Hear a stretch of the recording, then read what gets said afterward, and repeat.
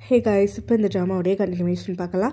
நம்ம ஹீரோயினை வீட்டில் கொண்டு வந்து ட்ராப் பண்ணுறான். அப்போ அவளுடைய அப்பாவும் நிம்மன் எங்கே வந்து என்னை கூட்டிகிட்டு வந்து விடுறான் அப்படின்னு சொல்லிட்டு கொஸ்டின் பண்ண, நம்ம ஹீரோயினும் இல்லை அவன் ஆஃபீஸில் ஒரு முக்கியமான மீட்டிங் வேலையாக இருக்குன்னு சொல்லிட்டான், அதனால தான் ஹீரோ வந்து என்னை கட்டாயப்படுத்தி இங்கே கொண்டு வந்து விட்டான் அப்படிங்கிற மாதிரி சொல்ல, நம்ம ஹீரோவும் கிளம்பி போனதுக்கப்புறமா நம்ம ஹீரோயின் கொஞ்ச நேரம் ரிலாக்ஸ் பண்ணலான்னு சொல்லிட்டு உள்ளே போகிறா.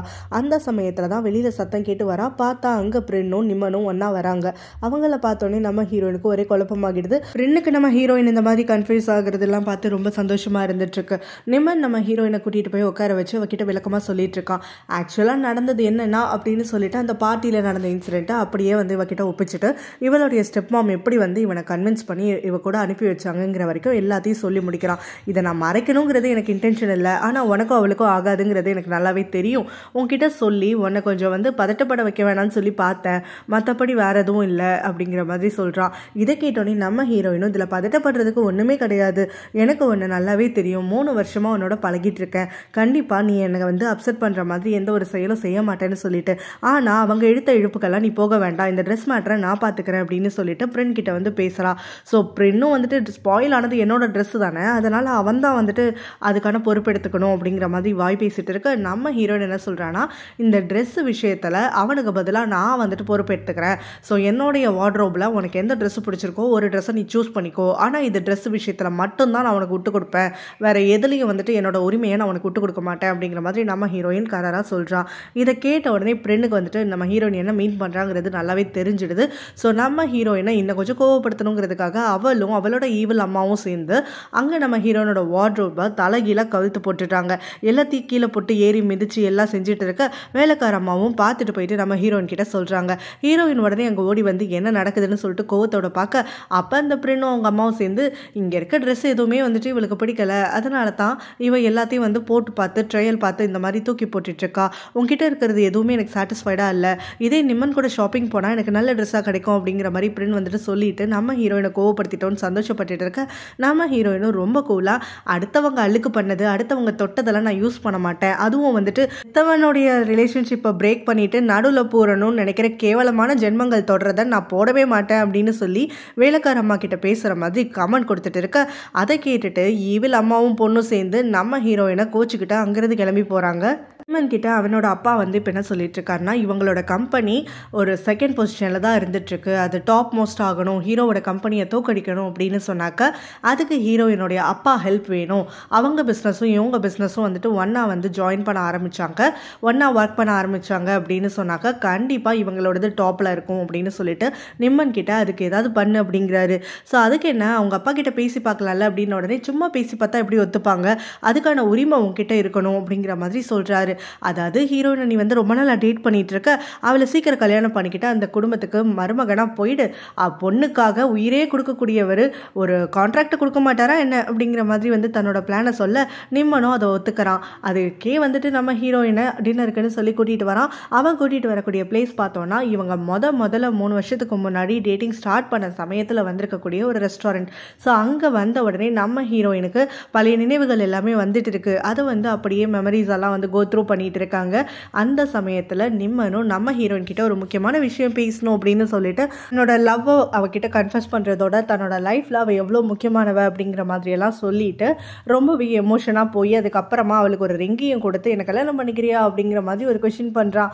ஸோ அவனோட ப்ரப்போசலை காத்துட்டு நம்ம ஹீரோயினும் உடனே வந்துட்டு சரின்னு சொல்லிட்டு செம்ம குஷி ஆகிடுறா. 2 பேரும் அப்படியே ஹக் பண்ணிக்கிட்டு அவங்களுடைய செலிப்ரேஷனில் நின்றுட்டு இருக்காங்க. அடுத்த சீன் பார்த்தோன்னா நிம்மன் அவங்க அப்பாவோட நம்ம ஹீரோயினுடைய வீட்டுக்கு வரா. நம்ம ஹீரோயினை வந்துட்டு மறுபடி பொண்ணு கேட்டு கல்யாணம் பண்ணிக்கிறதுக்காக. ஸோ இவங்க எல்லாரும் உட்காந்து கல்யாண விஷயம் பேசிட்டு இருக்கிறத ஈவில் ஸ்டெப் மாமும் ஒளிஞ்சிருந்து எல்லாத்தையும் ஒட்டு கேட்டுடுறாங்க. ஸோ இங்கே ஹீரோயினோட அப்பாவும் என் பொண்ணுக்கு தான் சொத்து, என் பொண்ணுக்காக தானே நான் சம்பாதிச்சுட்டு இருக்கேன், ஸோ எல்லாமே வந்துட்டு என் பொண்ணுக்கு தான் அப்படின்னு சொல்லிட்டு பெருமை பேசிட்டு இருக்க, ஈவில் ஸ்டெப் மாமுக்கோ இதெல்லாம் பார்த்து வந்துட்டு பயங்கரமாக வந்து வயிறு எரிஞ்சுக்கிட்டு இருக்கு. உடனே அவங்களும் அவங்க பொண்ணு சேர்ந்து நிம்மனை எப்படியாவது கல்யாணத்தை தடுத்து நிறுத்தி அவங்க பக்கம் இழுத்துக்கணும் அப்படின்னு சொல்லிட்டு பார்க்குறாங்க. ஹீரோயின் அவளுக்கு கல்யாணம் ஃபிக்ஸ் ஃபிக்ஸ் ஆயிடுச்சுங்கிற விஷயத்த அவளுடைய பெஸ்ட் ஃப்ரெண்ட் கிட்ட போய் சொல்லிட்டு இருக்கா. இந்த பொண்ணு பேர் ஜேன். ஸோ ஜேனும் நம்ம ஹீரோன்னு பார்த்தோம்னா ஸ்கூல் டேஸ்லேருந்தே வந்து பெஸ்ட் ஃப்ரெண்ட்ஸாக இருந்துட்டு இருப்பாங்க. ஆனால் ஜேனுக்கும் நிம்மனுக்கும் ஆகவே ஆகாது. நம்ம ஹீரோயின் முதல்ல நிம்மனை டேட் பண்ண சமயத்துலேருந்தே இவ அதுக்கு எதிர்ப்பு தெரிவிச்சுக்கிட்டே இருந்திருப்பா. ஆனால் வந்துட்டு நிம்மன் இவளுடைய டவுட்ஸ்க்கெல்லாம் மேலே இங்கே ஹீரோயினை சந்தோஷமாக வச்சுக்கிறாங்கிற ஒரே காரணத்துக்காக அவங்களோட ரிலேஷன்ஷிப்க்கு அப்போஸ் பண்ணாமல் அப்படியே ஹீரோயினை வந்து போகிற போக்கில் விட்டுட்டு இருந்திருப்பா. இப்போ அவனை கல்யாணம் பண்ணிக்க போகிறாங்கிற இந்த விஷயத்தை வந்து தன்னால் ஜீர்ணிக்கவே முடியல அப்படின்னு சொல்லி தான் பேசிகிட்டு இருக்கா. நம்ம ஹீரோயினும் நிம்மனை பற்றி நீ எப்போவுமே தப்பாக பார்த்துட்டு இருக்கனால தான் உனக்கு தப்பாகவே தெரிஞ்சிட்டு இருக்கு. அவன் ரொம்பவே ஜென்டில்மேன் தெரியுமா, எனக்கு இப்போ வந்து இந்த மாதிரி ப்ராமிஸ் எல்லாம் கொடுத்துட்டான், கல்யாணமும் வந்துட்டு நாங்கள் டேட் ஃபிக்ஸ் பண்ணுற லெவலுக்கு வந்துருச்சு அப்படிங்கிற மாதிரிலாம் சொல்லிட்டு அங்கேருந்து கிளம்புறா. அந்த சமயத்தில் எதிர்பாராத விதமாக நம்ம ஹீரோ மேலே இடிக்க என்னை ஸ்டாக் பண்ணிட்டு இருக்கியா அப்படின்னு சொல்லிட்டு நம்ம ஹீரோயின் கொஸ்டின் பண்ணுறா. அதுக்கு நம்ம ஹீரோவும் என்னோட குழந்தைக்கு இங்கே இருக்கக்கூடிய டெசர்ட்ஸ் கேக்ஸ் எல்லாம் ரொம்ப பிடிக்கும், அதனால நான் அடிக்கடி வந்து தான் போவேன், இந்த ஓனர் ஜேனை கூட எனக்கு நல்லா தெரியும் அப்படின்னு சொல்ல ஜேனும் நம்ம ஹீரோயினை தன்னோட பெஸ்ட் ஃப்ரெண்ட் தன்னோட சோல்மேட் அப்படின்னு சொல்லிட்டு ஹீரோ கிட்ட அறிமுகப்படுத்தி வைக்கிறா. அது மட்டும் இல்லாமல் உங்க 2 பேருக்கு எப்படி பழக்கம் வந்துச்சு அப்படின்னு சொல்லிட்டு கொஸ்டின் பண்ண நம்ம ஹீரோ தான் இப்போ இவங்க கம்பெனியோட பார்ட்னர்ஷிப் ஆயிருக்கிற விஷயத்த சொல்கிறான். இதை கேட்டோன்னே ஜேனுக்கு தெரிஞ்சு போயிடுது. ஸோ அப்போ நீ தான் இவளை கட்டாயப்படுத்தி அந்த கன்ஸ்ட்ரக்ஷன் சைட் கூட்டிகிட்டு போய் அவள் காலை வடிச்சியா அப்படின்னு சொல்லிட்டு ஒரு கொஸ்டின் பண்ண நம்ம ஹீரோவும் அது தெரியாமல் நடந்த விஷயம்தான் அப்படிங்கிற மாதிரி சொல்லிட்டு ரெஸ்ட் எடுக்காமல் என்ன பண்ணுற அப்படின்னு சொல்லிட்டு ஹீரோயினை பார்த்து கேட்க அதுக்கு ஜேனும் அவள் இப்போ வந்துட்டு சந்தோஷமான விஷயத்தில் இருக்கா, இனிமேல் காலில் ரெக்க கட்டிட்டு தான் பறக்க போகிறா, அவளுக்கு கல்யாணம் ஃபிக்ஸ் ஆயிடுச்சுல்ல அப்படின்னு ஒரு குண்டை தூக்கி போடுறா. இதை கேட்டோன்னே நம்ம ஹீரோக்கு கொஞ்சம் ஹார்ட் பிரேக் ஆகிடுது. இருந்தாலும் ஹீரோயின் கிட்ட விஷ் பண்ணிட்டு அங்கேருந்து ஹீரோயின் கிளம்பி போனதுக்கப்புறமா ஜேன் கிட்ட பேச ஆரம்பிக்கிறான். ஸோ அவளுக்கு ஃபியான்ஸே யாரு நிம்மனா அப்படின்னு சொல்லிட்டு கேட்க உனக்கு நிம்மனை பற்றி தெரியுமா அப்படின்னு சொல்லிட்டு ஜேன் கேட்குறா. ஆமாம், அவனுக்கு எனக்கு கண்டாலே பிடிக்கல, ஹீரோயின் விஷயத்தில் என்ன வான் கூட பண்ணா அப்படின்னு உடனே வான் பண்ணுறதுக்கு அவனுக்கு எந்த ரைட்ஸும் கிடையாது, ஹீரோயினுக்கு அவனை வந்துட்டு தகுதியானவனே கிடையாது அப்படிங்கிற மாதிரி சொல்லிட்டு இருக்கா. ஸோ இவன் வந்து எப்படியோ இருக்கக்கூடிய ஒருத்தனை கல்யாணம் பண்ணிக்கணுமே தவிர இந்த மகாமட்டமானவனை எப்படி சூஸ் பண்ணுறாங்கிறத எனக்கு புரியல அப்படின்னு சொல்லிட்டு ஜேனோ புலம்பி தள்ள ஏன் நிம்மன் கிட்ட என்ன பிரச்சனை அப்படின்னு சொல்லிட்டு நம்ம ஹீரோவும் கேட்குறான். அதுக்கு ஜேனோ பிரச்சனைன்னு எதுவும் இல்லை, ஆனால் எனக்கு அவனை பார்த்ததுலேருந்தே ஒரு கட் இன்ஸ்டிங்க்ட், அவனை நம்பக்கூடாது அப்படின்னு சொல்லிட்டு பலமுறை இதை பற்றி அவகிட்ட பேசிட்டேன், ஆனால் எதுவுமே வந்துட்டு நடக்கிற மாதிரி தெரியல. ஆனால் ஒரு விஷயத்தில் அவனை பாராட்டி தான் ஆகணும், என்ன தான் என் கூட அவன் சண்டை போட்டாலும் சரி ஹீரோயினை ரொம்பவே நல்லா பார்த்துக்கிறான், அவகிட்ட ஜென்டில்மேனாக இருந்துக்கிறான் அப்படிங்கிற மாதிரி சொல்கிறான். நம்ம ஹீரோயின் பார்த்தோன்னா அடிச்சு பிடிச்சி அவங்க அம்மா பார்க்கறதுக்காக ஓடி வரா. ஏன்னா அவங்க அம்மா மயக்க போட்டு விழுந்துட்டாங்க அப்படின்னு சொல்லிட்டு அவளுக்கு ஒரு நியூஸ் வந்திருக்கிறதுனால. ஸோ அவங்க அம்மா வந்துட்டு பொசுக்குன்னு மயக்க போட்டு விழுந்துக்கிட்டே இருக்காங்க கொஞ்ச நாளாக அப்படின்னு சொல்லிட்டு அவங்க அம்மாவை செக்கப்புக்குன்னு நம்ம ஹீரோயின் கூப்பிட்டு இருக்க. எல்லாமே நார்மலாக தான் இருக்குது, நீ தேவையில்லாமல் டென்ஷன் ஆகாது அப்படின்னு சொல்லி அவங்க அம்மாவும் காம் பண்ணுறாங்க. அப்புறம் இவளும் நிம்மனுடைய ப்ரொபோசலை பற்றியும் அவளோட என்கேஜ்மெண்ட் பற்றியெல்லாம் சொல்லிட்டு அவங்க அம்மாவோட டைம் ஸ்பெண்ட் பண்ணலாம் அப்படின்னு சொல்லிட்டு டிசைட் பண்ணுறா. ஸோ வீட்டில் இருக்கவங்களுக்கு இன்ஃபார்ம் பண்ணணும்னு சொல்லிட்டு வீட்டில் இருக்கக்கூடிய வேலைக்கார அம்மாவுக்கு கால் பண்ணிவிட்டு இந்த மாதிரி நான் வீட்டுக்கு வரமாட்டேன், அப்பா கிட்ட சொல்லிடு அப்படின்னு சொல்ல உடனே அதை ஒட்டு கேட்குற அந்த ஈவில் ஸ்டெப் மாமும் உங்கள் பொண்ணுக்கிட்ட இந்த விஷயத்தை ஓடி போய் சொல்லிட்டு பிரிம்மும் இவங்களுமா சேர்ந்துட்டு ஒரு சதி திட்டம் கிளப்புறாங்க. அந்த சதி திட்டத்தைப்படி இவங்க என்ன பண்ணுறாங்கன்னா அன்னைக்கு நைட்டே ஹீரோயின் இல்லாததுனால அவங்க அப்பாவை கன்வின்ஸ் பண்ணி நம்ம 2 பேரும் டேட்டுக்கு போகலாம் அப்படின்னு சொல்லிட்டு கூப்பிட்டு போயிடுறாங்க.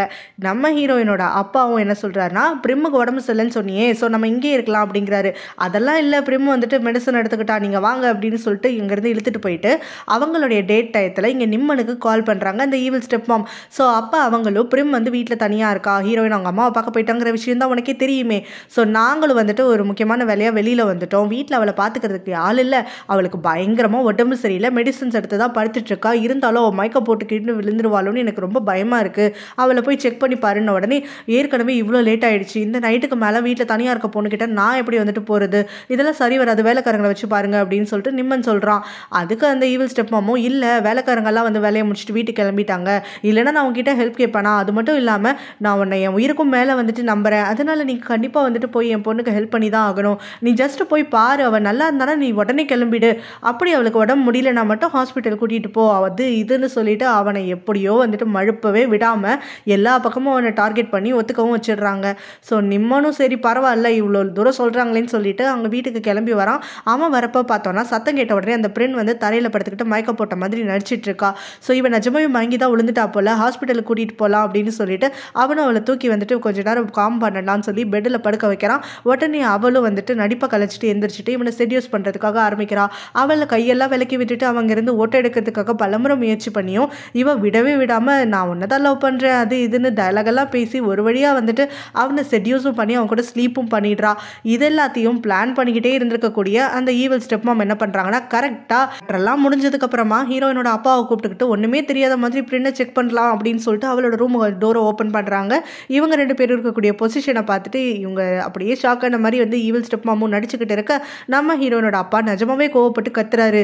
உன்னை எவ்வளோ நம்பினேன், என்னோட பொண்ணை கல்யாணம் பண்ணிக்க போறேன்னு சொல்லிட்டு அவளோட கசினோட நீ என்ன பண்ணிட்டு இருக்க, இந்த மாதிரி ஒரு மனுஷனை நான் பார்த்ததே கிடையாது தெரியுமா அப்படின்னு சொல்லிட்டு பயங்கரமாக கழுவி ஊத்துறாரு. அவனும் வந்துட்டு இது எல்லாமே ஆக்சிடென்ட் தான் அங்கிள், நான் வந்து ஹீரோயின் கிட்ட எதுவும் பேசிக்கிறேன், நீங்கள் தயவு செஞ்சு வந்துட்டு இந்த விஷயத்தை விட்டுருங்க அப்படிங்கிற மாதிரி சொல்கிறான். இது எப்படி விட முடியும், என் பொண்ணுக்கு பதில் சொல்லு அப்படின்னு சொல்லிட்டு ஈவில் ஸ்டெப் மாமும் வந்துட்டு கத்திக்கிட்டு இருக்க அங்கே அம்மாவும் பொண்ணுமா சேர்ந்து பயங்கரமாக நாடகம் நடத்துகிறாங்க. நம்ம ஹீரோயினோட அப்பாவும் உடனே நிம்மனை பார்த்து நீ என் பொண்ணை காதலிக்கலையா, இப்போ இவ்வளோ தான் காதலிக்கிறியான்னு கேட்க சத்தியமாக எனக்கு இவன் மேலே காதல்லாம் எதுவுமே கிடையாது, இது வெறும் ஆக்சிடென்ட் மட்டும்தான், நான் ஹீரோயினை தான் உண்மையாக லவ் பண்ணுறேன், அவளை தான் கல்யாணம் பண்ணிப்பேன் அப்படின்னு சொல்கிறான். ஏன்பா நீ எப்படிப்பா இப்பெல்லாம் வந்துட்டு பேசுவ, இப்போ இந்த பொண்ணோட வந்துட்டு நீ வாழ்க்கையை வீணாக்கலான்னு பார்க்குறியே, அதனால இந்த பொண்ணுக்காகத்தான் நீ பொறுப்பெடுத்தாகணும் அப்படின்னு சொல்லிட்டு நிம்மனுக்கு பயங்கரமாக லெக்சர் கொடுத்துட்டு இருக்காரு. வீட்டுக்கு வரக்கூடிய நிம்மனும் அவங்க அப்பா கிட்ட நடந்தது எல்லாத்தையும் சொல்கிறான். ஏண்டா நீ யார் கூட வேணாலும் ஸ்லீப் பண்ணியிருந்தா கூட என்னால் உனக்கு சப்போர்ட் பண்ணியிருக்க முடியும், ஹீரோயின் கிட்ட மன்னிப்பு கேட்டு எப்படியாவது ஜாயின் அடிச்சிருக்க முடியும், ஆனால் அவளுக்கு பிடிக்காத ஒருத்தி கூட போய் ஸ்லீப் பண்ணிட்டு வந்திருக்க, உனக்கு வேற ஆளே கிடைக்கலையா அப்படின்னு சொல்லிட்டு உன்னால தான் பிஸ்னஸ் வந்து ஸ்பாயில் ஆக போகுதுன்னா நான் மனுஷனாவே இருக்க மாட்டேப்பாரு அப்படின்னு சொல்லி பயங்கரமாக திட்டிட்டு இருக்காரு. நிம்மனும் எனக்கு என்ன பண்ணுறதுன்னு தெரியல, ஒரு சொல்யூஷன் மட்டும் சொல்லுங்க அப்படின்ன உடனே ஹீரோயினோட அப்பா பேச்சு கேட்டே நடந்துக்கோ, பேசாமல் இந்த பிரிண்ணையே கல்யாணம் பண்ணிக்கோ, அவங்களோட சொல்கிற பேச்சை கேட்டுட்டு இருக்கிறதுனாலையாவது நம்மளோட பிஸ்னஸ்க்கு வந்து ஏதாவது லாபம் வர மாதிரி பார்த்துக்கலாம் அப்படின்னு சொல்ல நிம்மனும் மறுத்துடுறான். நான் ஹீரோயினை தான் லவ் பண்ணுறேன், அவளை தான் கல்யாணம் பண்ணிப்பேன், பிரிமா வந்து என்னால் கல்யாணம் பண்ணிக்க முடியாதுன்னு சொல்லிட்டு இதை கேட்குற அவங்க அப்பாவும் பண்ணுறதெல்லாம் பண்ணிட்டு இப்போ இதை வேற வந்துட்டு ஆடு, சரி பரவாயில்ல உனக்காக ஹீரோயினோட அப்பா கிட்ட நான் ஒரே ஒரு முறை மட்டும் பேசி பார்க்குறேன், ஆனால் எதுவுமே சாத்தியம் ஆகலை அப்படின்னா நீ பிரினை தான் கல்யாணம் பண்ணிக்கிறோம் அப்படின்னு சொல்லிட்டு அங்கேருந்து கிளம்பி ஹீரோயினோட அப்பாவை போய் மீட் பண்ணுறாரு. ஹீரோனோட அப்பாவும் இப்போ பிரின்னுக்கு வந்து நான் தானே பதில் சொல்லி ஆகணும், அவன் என்னோட பொறுப்பில் இருக்கக்கூடியவ, என்னதான் அவன் என் குழந்தை இல்லைனாலும் என் பொண்ணு மாதிரி தான் அவளை பார்த்துக்கிட்டு இருக்கேன், அதனால் அவளை வந்து அம்மோன்னு விட்டுட முடியாது, ஸோ நிம்மன் தான் வந்து அவளுக்காக பொறுப்பெடுத்தாகணும் அப்படின்னு சொல்ல, ஆனால் நிம்மன் தான் அவளை காதலிக்கலையே, உங்கள் பொண்ணில் காதலிக்கிறான், நம்ம பேசுகிற மாதிரி ஹீரோயினே வந்துட்டு கல்யாணம் பண்ணி வச்சிடலாம், இது இன்னொரு தடவை நடக்காது அப்படின்ன உடனே அதுக்கு ஹீரோயினோட அப்பா வந்து இதுக்கு எனக்கு சம்மதம் வந்துட்டு சொல்கிறதுக்கு விருப்பமே கிடையாது, ஏன்னா நிம்மன் கல்யாணத்துக்கு முன்னாடி இந்த மாதிரி பண்ணியிருக்கான், ஸோ கல்யாணத்துக்கு பிறகு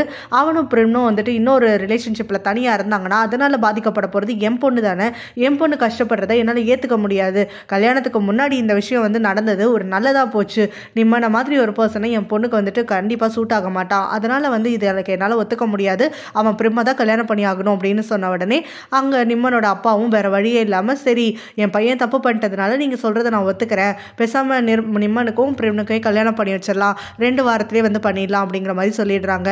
நம்ம ஹீரோயின் அவங்க அம்மா வீட்டிலேருந்து வந்ததுக்கப்புறமா அவங்க அப்பாவும் தயங்கிக்கிட்டே இருந்துட்டுருக்க, ஹீரோயினும் என்னாச்சு உங்களோட ரியாக்ஷனை பார்த்தா எனக்கு பயமாக இருக்குது அப்படின்னு சொல்லிட்டு இருக்க, அவர் என்ன சொல்கிறாருன்னா நேற்று நைட்டு பிரின்னுக்கு உடம்பு சரியில்லை அப்படின்னு சொல்லிட்டு அவளுடைய அம்மா நிம்மனை செக் பண்ணுறதுக்காக இங்கே வர சொல்லியிருந்திருக்காங்க, அந்த சமயத்தில் அவங்க 2 பேரும் வந்துட்டு ஸ்லீப் பண்ணிட்டு இருக்கிறத நாங்கள் வந்து பார்த்தோம் அப்படிங்கிற மாதிரி சொல்கிறாங்க. ஸோ இதை கேட்டோடனே நம்ம ஹீரோயினும் சத்தியமாக அதுக்கு வாய்ப்பு கிடையாது, நிம்மன் வந்து என்கிட்ட ரொம்ப லாயலாக இருப்பான் அப்படின்னு சொல்லிட்டு இருக்க, இது வேற யாரும் சொல்லியிருந்தா கூட நானும் அதே தான் சொல்லியிருந்திருப்பேன், ஆனால் என் கண்ணால் நான் பார்த்தேன் அப்படின்னு சொல்லிட்டு நம்ம ஹீரோயினோட அப்பாவும் சொல்கிறாரு. கூடவே வந்துட்டு அந்த ஈவில் ஸ்டெப் மாமும் அது இதுன்னு சொல்லி அளந்து ஊற்றிக்கிட்டு, அது மட்டும் இல்லாமல் இவனே வந்து பொறுப்பெடுத்துக்கணுங்கிறதுனால நாங்கள் வந்து இவனுக்கு 2 வாரத்திலே 2 பேருக்கும் கல்யாணம் ஃபிக்ஸ் பண்ணியிருக்கோம், என் பொண்ணோட லைஃப் ஸ்பாயில் ஆகிடக்கூடாதுல்ல அப்படி இப்படின்னு அளந்து விட்டுட்டு இருக்க, இந்த பொண்ணுல வேலை பார்க்குற மாதிரி இருக்கேன்னு சொல்லி நம்ம ஹீரோயினும் அப்படியே கதறிக்கிட்டே அவளோட ரூமுக்கு ஓடி போயிடுறா. அவளை ஃபாலோ பண்ணிக்கிட்டே வரக்கூடிய அவளுடைய அப்பாவும் இதெல்லாமே ஒரு வகையில் நல்லது தான் அப்படின்னு சொல்கிறாரு. எது நல்லது, நிம்மனுக்கும் எனக்கும் கல்யாணம் நின்று போடுறதா அப்படின்னு சொல்லிட்டு நம்ம ஹீரோயின் கேட்க, ஆமாம் அவன் கல்யாணத்துக்கு பின்னாடி இந்த மாதிரி லாயலாக இல்லைனா நீ இன்னும் எவ்வளோ பிரேக் ஆகியிருப்ப, அந்த மாதிரி வந்துட்டு ஒருத்தர் தனக்கு லாயலாக இருக்க முடியாமல் தன்னைத்தானே கண்ட்ரோல் பண்ணிக்க முடியாமல் இருக்கக்கூடிய ஒருத்தனை வந்துட்டு நீ கல்யாணம் பண்ணிக்கணுங்கிற அவசியமே கிடையாது, அவன்கிட்ட இருந்து ஃப்ரீ ஆகிட்டு அவனோட கேரக்டர் முன்னாடியே தெரிஞ்சு போச்சுன்னு நினச்சி நீ இப்போ சந்தோஷம்தான் படணும், அவன் மட்டும்தான் இந்த உலகத்தில் வந்துட்டு ஒரு ஆம்பளையா என்ன, ஸோ லாயலான ஒருத்தனா உனக்கு இதுக்கு மேலே வந்து நல்லபடியாக கிடைப்பான் அப்படிங்கிற மாதிரியெல்லாம் அவளுக்கு அட்வைஸ் பண்ணிட்டு இருக்காரு. எனக்கு போட்ட பிளானில் வந்து வின் பண்ணிட்டோம் அப்படின்னு சொல்லிட்டு அந்த ஈவில் ஸ்டெப் மாமும் பிரிம்மும் சேர்ந்து ரொம்ப கொண்டாட்டத்தில் இருக்காங்க. அடுத்த நாள் ஹீரோயின் வந்துட்டு வெளியில் கிளம்புற சமயம் அவளை பிடிச்சி இழுத்து நிறுத்தி, ஆக்சுவலாக வெட்டிங் இன்னும் 2 வாரத்தில் தான் இருக்குது, எவ்வளோ வேலைகள் இருக்குது தெரியுமா, சூஸ் பண்ணுற திங்ஸ் எல்லாம் தான் பிரிம்முக்கு வந்துட்டு ரொம்ப பிடிக்கும், அதனால் பிரிம்முக்கு தேவையான வெட்டிங் டெக்கார்ஸ் அதுக்கப்புறம் அவளுடைய பிரைடல் கவுன் கூட நீயே சூஸ் பண்ண, நீ சூஸ் பண்ணாதான் அவள் வந்து பர்ஃபெக்டாக இருக்குன்னு சொல்கிறா, நீ சூஸ் பண்ணுறது தான் அவள் போட்டுக்கணும்னு ஆசைப்படுறா, உன் தங்கச்சிக்காக இது கூட பண்ண மாட்டியா அப்படிங்கிற மாதிரியெல்லாம் அவளை போட்டு குடஞ்சி எடுத்துகிட்டு இருக்க நம்ம ஹீரோயினுக்கோ காண்டி ஏறிட்டு இருக்கு. ஸோ இங்கே வந்துட்டு நிம்மனுடைய ஃபேமிலிக்கு இவ தான் வந்து இனிமேல் வந்து ஒரு லேடியாக இருக்க போகிறா, ஸோ அந்த வீட்டு பொண்ணாக போக போகிறவ சந்தோஷமாக போகணும் இல்லையா, அதனால் அவளுக்கு சூஸ் பண்ணு அப்படின்னு சொல்லி அவளை போட்டு டார்ச்சர் பண்ணிட்டு இருக்க. ஒரு கட்டத்துக்கு மேலே கோவமாகிற நம்ம ஹீரோயினும் நீ எங்கே வேணாலும் போ, யாரை வேணாலும் வேணாலும் பண்ணு, யாரை வேணாலும் கல்யாணம் பண்ணிக்கோ, ஆனால் எனக்கு வந்துட்டு அதுக்கும் சம்மந்தமே கிடையாது, நான் வந்து ரொம்ப கூலாக தான் எடுத்துக்க போகிறேன் அப்படிங்கிற மாதிரி சொல்கிறா. இதெல்லாத்தையும் கேட்ட உடனே அந்த ஈவில் ஸ்டெப் மாமும், நான் ஏற்கனவே சொல்லியிருக்கேன்ல உங்ககிட்ட, உன்னோடது எதுவுமே உங்ககிட்ட இருக்காது, முதல்ல வந்துட்டு உங்கள் அம்மாவை இங்கேருந்து விரட்டினேன், அதே மாதிரியே தான் இன்னும் கொஞ்சம் நாளில் நீயும் இங்கேருந்து வெளியில் ஏறிடுவேன் அப்படிங்கிற மாதிரி சொல்லிட்டு அவளை அசிங்கப்படுத்திக்கிட்டு இருக்க, நம்ம ஹீரோயினும் நீங்கள் 2 பேரும் எந்த வகையில் வந்துட்டு இங்கே இடத்த பிடிக்கிறீங்கிறதெல்லாம் எனக்கு நல்லா தெரியும், அந்த அளவுக்கு ஒரு ப்ராஸ்டிடியூஷனுக்கு நான் போக மாட்டேன் அப்படின்னு சொல்லி கோவத்தோட கத்திட்டு அங்கேருந்து அவளோட ஃப்ரெண்டை பார்க்கறதுக்காக வரா. அவகிட்ட வந்து இங்கே நடந்தது எல்லாத்தையும் சொல்ல, நான் தான் ஏற்கனவே சொன்னல அந்த நிம்மனை பார்த்தா நம்புற மாதிரியே இல்லைன்னு சொல்லிட்டு அப்படின்னு சொல்லி நிம்மனை கழுவி ஊற்ற ஆரம்பிக்க, நம்ம ஹீரோனும் நிம்மனுக்கு சப்போர்ட் பண்ணுறா. இல்லவே கிடையாது, அங்கே இருக்கக்கூடிய அவங்க 2 பேரும் சேர்ந்து தான் நிம்மனை வந்து ஏதோ பிளான் பண்ணி வந்து அவங்க பக்கம் இழுத்துருக்காங்க, நிம்மன் கண்டிப்பாக வந்துட்டு எனக்கு துரோகம் பண்ண மாட்டான் அப்படிங்கிற மாதிரி சொல்லிட்டு இருக்க, இவ்வளோ தூரம் ஆனதுக்கப்புறமா அவனுக்கு சப்போர்ட் பண்ணிட்டு இருக்க அப்படின்னு சொல்லிட்டு அவள் திட்டிகிட்டு இருக்கா.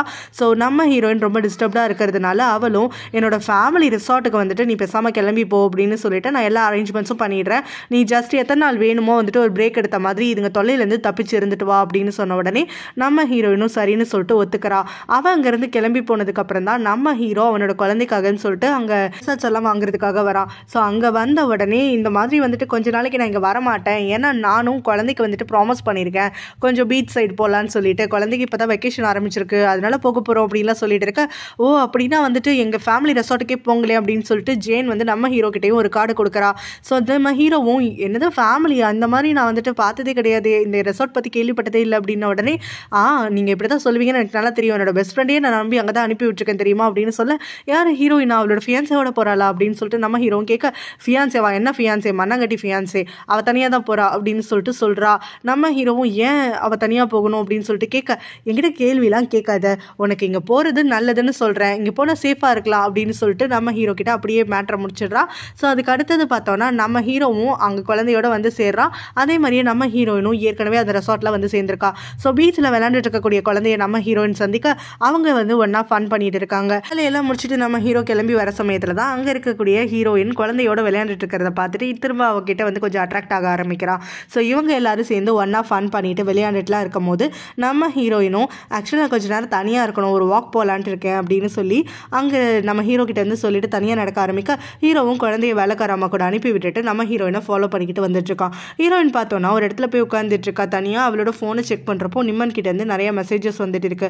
என்னை மன்னிச்சுடு, நான் அவங்ககிட்ட சொல்கிறது கொஞ்சம் வந்து காது கொடுத்து கேளு, நம்ம வந்து பேசிக்கணும், எல்லாமே ஒரு மிஸ் அண்டர்ஸ்டாண்டிங்கில் தான் போயிட்டு இருக்கு, என்ன நடந்துச்சுங்கிறத நான் முதல்ல வந்துட்டு உங்ககிட்ட சொல்கிறேன், அது கேளு அப்படின்லாம் சொல்லிட்டு நம்ம ஹீரோயின் அவனோட டெக்ஸ்ட் எல்லாம் வாசிச்சுட்டு ரொம்பவே எமோஷன் ஆகிட்டு இருக்கா. ஃபோனை ஸ்விட்ச் ஆஃப் பண்ணிடுறா.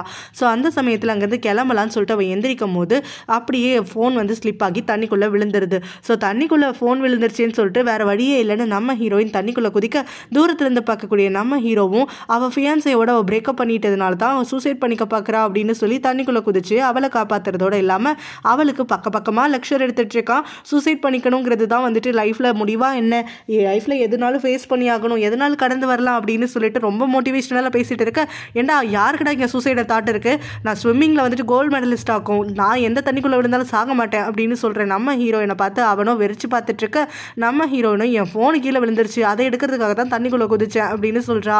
நம்ம ஹீரோவும் அப்படியே வாய்ப்பிழந்த மணிக்கு வந்துட்டு என்ன பேசுறதுன்னு தெரியாமல் முடிச்சுட்டு இருக்க, ஹீரோயினும் ஆமாம் எனக்கு வந்துட்டு தேவையில்லாமல் பிரச்சனைகள் இருக்குது, அதனால தான் நான் வந்துட்டு தண்ணிக்குள்ளே குதிச்சேன், நீ எதுக்காக நினச்ச, என்னோட பிரச்சனைகளை பற்றி உனக்கு என்ன தெரியும் அப்படின்னு சொல்லிட்டு கேட்க, இல்லை நீயும் உன் பாய் ஃப்ரெண்டும் பிரேக்கப் பண்ணிட்டதா எனக்கு அரசல் புரசலாக கேள்விப்பட்டேன் அப்படிங்கிற மாதிரி சொல்லிட்டு இருக்க, நம்ம ஹீரோயினும் சரி அப்படின்னு சொல்லிட்டு அதை அதோட விட்டுடுறா. நம்ம ஹீரோ அப்படியே பேச்சை மாற்றிட்டு நம்ம ஹீரோயின் கிட்ட கொஞ்சம் வந்து ஃபிலாசபிக்கலாக பேசுறதுக்காக ஆரம்பிக்கிறான்.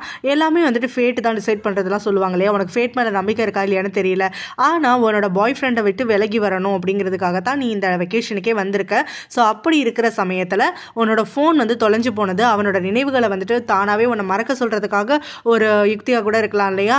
ஸோ விதி என்ன சொல்லுதோ அதை ஃபாலோ பண்ண அப்படிங்கிற மாதிரி சொல்லிட்டு என் கூடயும் என் குழந்தை கூடயும் வந்துட்டு நீ வேணா டின்னர் வந்து சாப்பிட வாயேன், என் குழந்தை உன்னை பார்த்தா ரொம்ப சந்தோஷப்படும், நான் வேணா ஸ்பெஷலாக உனக்காக குக் பண்ணுறேன் அப்படின்ன உடனே அவளும் சரின்னு ஒத்துக்கிறா. ஸோ அவனும் வீட்டுக்கு வரான். ஆனால் அந்த சமயத்தில் நம்ம ஹீரோக்கு சத்தியமாக சுடு தண்ணி கூட வைக்க தெரியாது. அதனால் அவன் என்ன பண்ணுறான்னா பக்கத்தில் இருக்கக்கூடிய நிறைய ரெஸ்டாரண்ட்ஸ்க்கு போயிட்டு அங்கங்கேயும் இருக்கக்கூடிய ஃபேமஸான ஃபுட்டெல்லாம் வாங்கிட்டு வந்து அவன் தான் சமைச்சேன்னு சொல்லி இப்போ பயங்கரமாக வந்து கதை கட்டிட்டு இருக்கான்.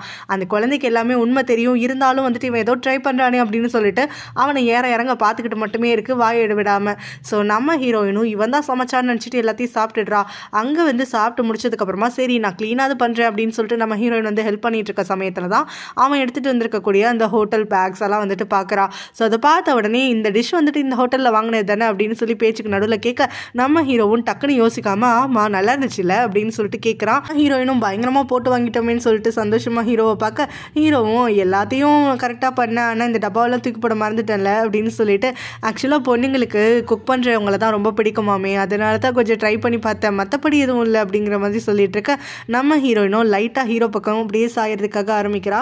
ஹீரோயின் எங்கே போயிருக்கான்னு தெரியாமல் மண்டையை உடச்சிக்கிட்டு இருந்துக்கிட்டு இருக்கான். கால் பண்ணாலும் போக மாட்டேங்குது, மெசேஜ் பண்ணாலும் ரிப்ளை பண்ண மாட்டேங்கிறா, ஜேனை பார்த்தாலும் பதில் சொல்ல மாட்டேங்கிறா அப்படின்னு சொல்லிட்டு. ஸோ அந்த சமயத்தில் தான் அங்கே வந்துட்டு இந்த பிரிம் வந்து பேக்ஸ் எல்லாம் தூக்கிட்டு வந்து நிற்கிறா.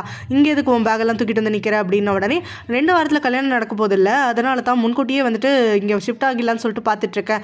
இதெல்லாம் வந்து கல்யாணம் ஆனதுக்கப்புறமா தூக்கிட்டு வந்துட்டு இருந்தா ரொம்ப வேலையாக இருந்துட்டுருக்கோம்ல, அப்போ நம்மளுக்கு வேறு வேலைகள்லாம் இருக்கும்ல அப்படின்னு சொல்லிட்டு அவள் பேசிகிட்டு இருக்க நிம்மனும் நீ என்ன வேணாலும் பண்ணி தொலை, என்ன நிம்மதியாக இருக்க விடு அப்படிங்கிறான். அது எப்படி முடியும், என்னோட புருஷனாக போகிற நீயும் நானும் வந்துட்டு ஒன்றா தானே தங்க போகிறோம், உன்னோட ரூம் எங்கே இருக்குன்னு காட்டு, என்னோட திங்ஸ் எல்லாம் எடுத்துகிட்டு போ அப்படின்னு சொல்லிட்டு சொல்ல நிம்மனும் எனக்கு வேறு வேலை இருக்குது அப்படின்னு சொல்லிட்டு அங்கேருந்து கிளம்பி போயிடுறான். ஸோ இவனும் அதுக்கப்புறமா நிம்மனோட ரூமுக்கு அவளோட திங்ஸ் எல்லாத்தையும் ஷிஃப்ட் பண்ணிட்டு அவனுக்காக காத்துக்கிட்டு இருக்கா. அவன் நைட்டு வேலை முடிஞ்சு வர சமயத்தில் அவனை செட்யூஸ் பண்ணணுங்கிற பிளானோட வந்துட்டு அவனோட ரூமில் அவள் காத்துட்டு இருக்கும் போது நிம்மனும் என்னோட ரூமில் என்ன பண்ணுற, மரியாதையாக கெஸ்ட் ரூமுக்கு போ அப்படின்னு சொல்கிறான். ஹஸ்பண்டும் ஒய்ஃபும் தனித்தனி ரூமில் இருந்தால் நல்லாவா இருக்கும் அப்படின்னு சொல்லிட்டு அவள் கேட்டுட்டு இருக்க நிம்மனும் யார் ஹஸ்பண்ட் யார் ஒய்ஃப் நமக்குள்ளே ஒன்றுமே நடக்காது அப்படின்னு சொல்கிறான். இதை கேட்டோடனே அவளும் ஏற்கனவே எல்லாம் முடிஞ்சு போயிடுச்சுல்ல, அப்புறம் எதுக்காக புதுசாக சீன் போட்டுட்ருக்க அப்படின்னு சொல்லிட்டு அவனை தடுத்து நிறுத்துறா. அவனும் நீ எல்லாமே ஸ்கீம் பண்ணி தான் பண்ணியிருக்கங்கிறது எனக்கு தெளிவாக தெரியுது, நான் காதலிக்கிறது ஹீரோயினை மட்டும்தான், உனக்கும் எனக்கும் நடந்தது ஒரு ஆக்சிடென்ட் மட்டும்தான், அது திரும்ப நடக்கிறதுக்கு வாய்ப்பே கிடையாது, நான் உன்னை என்றைக்குமே விரும்பி தொடமாட்டேன் அப்படின்னு சொல்லிட்டு அவன் வெளியில் போகிறதா சொல்லிட்டு அங்கேருந்து கிளம்பி போயிடுறான். இதனால் கோவப்படக்கூடிய பிரேமோ அவங்க அம்மாவை அடுத்த நாள் வந்து பார்க்குறா. ஸோ அவன் கூடலாம் என்னால் வாழ முடியாது, அவன் என்னை ஏதோ கால் தூசி மாதிரி நடத்திட்டு இருக்கான், எனக்கு மரியாதையை கொடுக்க மாட்டேங்கிறான், நான் எவ்வளோ சீரியஸ் பண்ணாலும் சரி அதுக்கு வந்துட்டு பசிய மாட்டேங்கிறான், ஹீரோயின் தான் முக்கியங்கிறான், அதனால் இந்த கல்யாணத்தை நிறுத்துங்க அப்படிங்கிறா. இதை கேட்டோடனே அவளுடைய ஈவில் மாமும் ஹீரோயின் கிட்ட நீ தோக்கணும்னு ஆசைப்படுறியா, நிம்மனை வந்து விட்டு கொடுத்துட்டேன்னா அது உன்னுடைய தோல்வி அப்படின்னு சொல்ல உடனே சரி நான் அட்ஜஸ்ட் பண்ணிக்கிறேன், அவனை கல்யாணம் பண்ணி வைங்க அப்படிங்கிற மாதிரி சொல்கிறா. இப்போ கல்யாணத்தை மட்டும் பண்ணு, அதுக்கப்புறமும் இப்படியே இருந்தா நான் அவனை கழட்டி விட்டுடலாம், ஹீரோயினுக்கும் அவன் கிடைக்காம போயிடுவான், நீயும் ஜெயிச்ச மாதிரி இருக்கும் அப்படிங்கிற மாதிரி சொல்கிறாங்க. ஹீரோயின் பார்த்தோன்னா அடுத்த நாள் ப்ரெஸ்ஸனுக்காகன்னு சொல்லிட்டு ஃப்ளார்ஸ் எல்லாம் எடுத்துகிட்டு வந்து வைக்கிறா. ஸோ அப்போ வந்து பேச ஆரம்பிக்கிறா. நீ என்னை விட்டு போய் 5 வருஷம் ஆச்சு, ஆனாலும் உன்னை பற்றி நான் நினைக்காம ஒரு நாள் கூட இருந்ததே கிடையாது தெரியுமா, நீ அன்னைக்கு ஒரு நாள் எனக்காக காத்துட்டு இருந்ததுன்னா இப்படி ஒரு நிலைமை வந்திருக்காது, ஜெயினும் சரி நானும் சரி உன்னை ரொம்பவே மிஸ் பண்ணுறோம் அப்படிங்கிற மாதிரியெல்லாம் வந்துட்டு பேசிக்கிட்டு அவங்களோட மெமரிஸ் எல்லாம் வந்து அப்படியே ரீகால் பண்ணுறதுக்காக ஆரம்பிக்கிறா. ஹீரோயின் அவளோட பெஸ்ட் ஃப்ரெண்ட் ஜெயின் அதுக்கப்புறம் பிரசன் 3 பேருமே காலேஜில் வந்து ஒன்றா தான் படிச்சிருப்பாங்க. அப்போ தான் வந்து இவங்க ஒரு கேங் ஃபார்ம் பண்ணிட்டு இருந்திருப்பாங்க. ஸோ அப்போ அவங்களுடைய காலேஜ் டேஸ் முடியிறப்போ யாருக்கு என்ன பிளான் இருக்குது அப்படின்னு சொல்லி பேசுகிறப்போ நம்ம ஹீரோயின் அப்ராடுக்கு போயிட்டு மாஸ்டர்ஸ் பண்ண போகிறதா சொல்கிறா. ஸோ அங்கேயே மேபி முடிஞ்சால் கூட செட்டில் ஆகிடுறதாகவும் சொல்லிட்டு இருக்கா. பிரசன் வந்துட்டு இதனால் ரொம்பவே வந்து ஹார்ட் பிரேக் ஆகிடுறான். அவன் பார்த்தோன்னா நம்ம ஹீரோயினை பல வருஷமாக வந்துட்டு அவளோட பழக ஆரம்பிச்சதுலேருந்தே லவ் பண்ணிக்கிட்டு தான் இருந்திருப்பான், ஆனால் லவ்வை வந்து எக்ஸ்பிரஸ் பண்ணியிருக்க மாட்டான். ஜெயின் பார்த்தோன்னா அவங்க பாட்டியோடைய கேஃபேவை வந்து எடுத்து நடத்த போகிறேன் அப்படின்ற மாதிரியெல்லாம் சொல்லிட்டு பிளானை வந்து டிஸ்கஸ் பண்ணிட்டு இருக்கா. ஸோ பிரசன் என்ன பண்ண போகிறான் அப்படின்னு சொல்லிட்டு ஜெயின் கேட்க பிரசனும் வந்துட்டு எனக்கு யாரும் வந்து என்னை பற்றி கவலைப்பட வேண்டாம், எனக்கு ஏற்கனவே வேலை கிடைச்சிச்சு அப்படின்னு சொல்கிறான். இவங்கள மாதிரி வந்து அவன் ரொம்ப பணக்காரெல்லாம் கிடையாது. ஸோ இவன் வந்துட்டு நம்ம ஹீரோயின் எங்கள் அப்பா கம்பெனியில் தானே உனக்கு வேலைக்கு வந்து நான் பேசுகிறேன்னு சொன்னேன், இப்போ எங்கே வேலைக்கு போக போகிறேன் என்ன பண்ண போகிறேன் அப்படின்ன உடனே என் ஃப்ரெண்டை நான் யூஸ் பண்ணிக்க விரும்பலை, அதனால தான் என்னோட டேலண்ட் மூலமாக நான் வந்து வேலையை தேடிக்கிட்டேன், ஹீரோவுடைய அப்பா கம்பெனியில் தான் வந்துட்டு வேலையை சேர்ந்திருக்கேன் அப்படின்னு சொல்லிட்டு அந்த கம்பெனி பேரை சொல்கிறான்.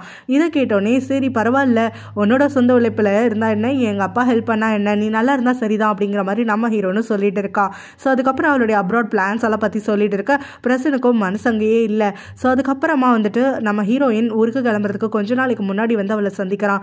என்கிட்ட ஏதோ பேசணும்னு வர சொன்னேன், என்னாச்சு அமைதியாக உட்காந்துருக்க அப்படின்னு சொல்லிட்டு கேட்க இன்னும் நம்ம 2 பேரும் 10 வருஷத்துக்கு மேலே ஃப்ரெண்ட்ஸாக இருந்துட்டு இருக்கோம்ல, ஸோ இந்த விஷயத்தை வந்து உங்ககிட்ட சொல்ல முடியுமா முடியாதா இல்லை கூடாதான்னு கூட எனக்கு சரியாக தெரியல, அந்த குழப்பத்திலே இத்தனை வருஷம் ஓடி போயிடுச்சு, ஆனால் இப்போ நீ அப்ராடுக்கு போயிட்ட திரும்பி வரமாட்டேன் அப்படின்னு தெரிஞ்சதுக்கப்புறமா இந்த விஷயத்தை உங்ககிட்ட சொல்லியே தீரணும் அப்படிங்கிற ஒரு எண்ணத்தோடு தான் இருந்துட்டுருக்கேன் அப்படின்னு சொல்ல நம்ம ஹீரோயினும் என்கிட்ட சொல்கிறதுக்கு என்ன தயக்கம் சொல்லு அப்படிங்கிறா.